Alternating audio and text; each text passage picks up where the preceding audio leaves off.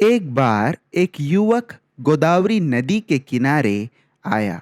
एक बलवान युवक गोदावरी नदी के किनारे आया। गोदावरी नदी जुलाई और अगस्त के महीनों में प्रवाह बहुत अधिक होता है।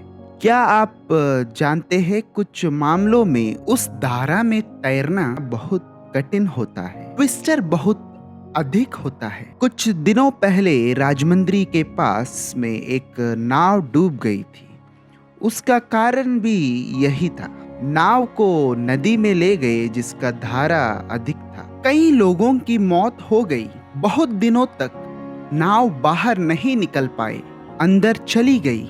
ऐसे संदर्भ में एक युवक आया। उस किनारे पर एक बूढ़ा आदमी बैठा हुआ था। वह युवक आया और बोला, दादा, क्या मैं इस नदी में तैर सकता हूँ? उस बूढ़ा ने कहा, तुम तैर सकते हो लेकिन अब नहीं तैर सकते हो। उसने पूछा, क्यों? उसने उत्तर दिया, बात यह है कि अब प्रवाह अधिक है, इसलिए तुम तैर नहीं सकते। उन्होंने कहा कि तेरी ताकत काफी नहीं होगी, तेरी शक्ति काफी नहीं होगी। बूढ़ा आदमी इज्जत देकर दादा पुकारा ही नहीं, मुझे सलाह देने लगे।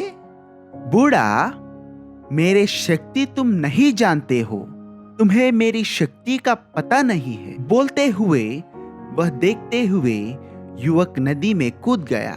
वह कहता रहा कि बेटा सावधान रहो, सुनो मैं क्या कहता हूँ। मैंने तुम जैसे बहुत से लोगों को देखा है, मुसीबतों में फंस चुके हैं। मैं कहता हूँ कि तुम ऐसा हो नहीं। प्रवाह कम होने के बाद तैरना आपको कौन मना करेगा? अपनी पूरी ताकत से तैरो।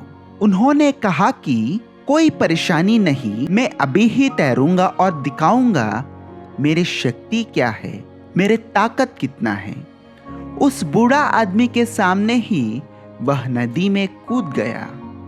कूदने के बाद आप किसी को भी देखिए, किसी के बात के खिलाफ जाते समय कुछ दूर यात्रा बहुत अच्छा होता है। उस वक्त हमें यह महसूस होगा कि हम अपने आप को साबित कर रहे हैं। उनके अंदर यह सोचते हुए कि क्या आप जानते हैं मैं कितने होशियार हूं? युवक अनेकों में ऐसा अनुभव होता है और उनका आत्मविश्वास भी अलग होता है। ऐसा तैरते हुए वह युवक कुछ देर तक खूब तैरते रहा। उसने सोचा कि वह बूढ़ा क्या जानता है कि मेरी शक्ति और मेरी ताकत क्या है। कुछ देर अंदर जाने के बाद वह एक भंवर में फंस गया। वह भंवर उसे घुमा रहा था। वह बाहर आना चाहता है, कोशिश करता है, लेकिन बाहर नहीं आ पाता। क्या आप जानते हैं, कभी कभी नदियों में बनने वाले भंवर बहुत मजबूत होते हैं। एक बार उसमें गिर जाने के बाद आप बाहर नहीं आ सकते हैं। घंटों घंटों तक घुमाता था और वह चिल्लाता था, दादाजी मुझे बचा लो, दादाजी मुझे बचा लो। तब वह बूढ़ा किनारा पर खड़ा होकर कहा, बेटा उस बात को मैं पहले ही कह चुका हूं, पहले ही मैं कह चुका हूं। मैं अब तुम्हें नहीं बचा सकता। मेरे पास कोई शक्ति नहीं है, ताकत नहीं है, लेकिन अनुभव है।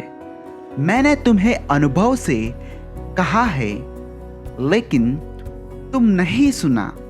मुझे क्षमा करो। वह बूढ़ा किनारे में खड़ा था। युवक भंवर में घुमा घुमा घूमकर उसकी मौत हो गई। क्या आप जानते हैं उसकी मृत्यु के कारण? उसके मृत्यु के बाढ़ कारण था, उसके मृत्यु के भयंकर कारण था? नहीं, वह सब है, लेकिन प्रमुख कारण आप जानते हैं? आज्ञा का उल्लंघन करना, आज्ञा का पालन नहीं करना ही प्रमुख कारण है।